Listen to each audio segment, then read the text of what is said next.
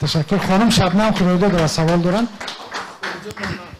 سوال من چنین است: چرا که من از ساعت 10 تا این جانب نگاه میکنم، گوش میکنم، همه مردان السلام علیکم به برادران میگن، پس چرا که به مادران شما سلام نمیدید؟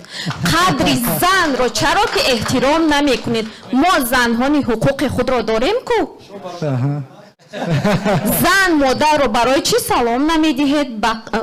همه شما از مادر به دنیا آمده اید. قدر زن رو دانستن در کار با خواهران یا اینکه پداگوژی کرده گرفتن در کار که گفتن در کار که السلام علیکم به همگی دوستان.